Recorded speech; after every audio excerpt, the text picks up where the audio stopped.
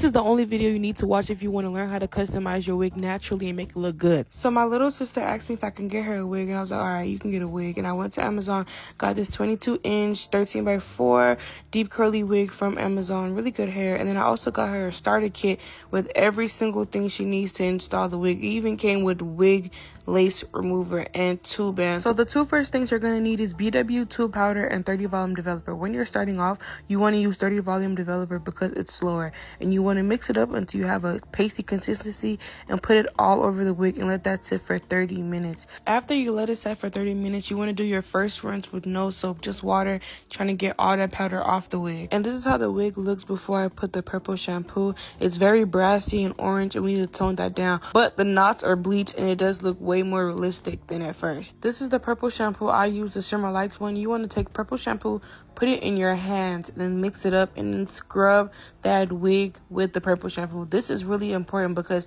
if you don't do this, your wig is going to look orange. You don't want your wig to look orange. You want it to be a neutral tone. So scrubbing your wig with this purple shampoo and letting it sit for 15 minutes is what you need to do. So if you did all those steps correctly, your wig should look something like this. So to pluck the wig, you're going to need a rat tail comb or any comb you have, and then you're going to also need a hot comb to keep it very flat, and then some tweezers. These are dingy, but any tweezers you have will be good. The first thing you need to do is push all the hair back. I know a lot of people pluck their wigs wet, but for me as a beginner, I use the hot comb because I can control it more than with water. So you want to push it back so everything's out your way so you can actually see the hairline when you're plucking. So if you just did exactly what I did, your wig should look a little something like this, very flat, and you can see that the hairline needs to be plucked. So we're going to take out hair from the first row from here to here because you need to work in sections. When you're a beginner, working in sections helps you to be able to control what you're doing, and it prevents you from making the wig really, really ugly. When you do your plucking, you want to pluck one line. So we're going to pluck here,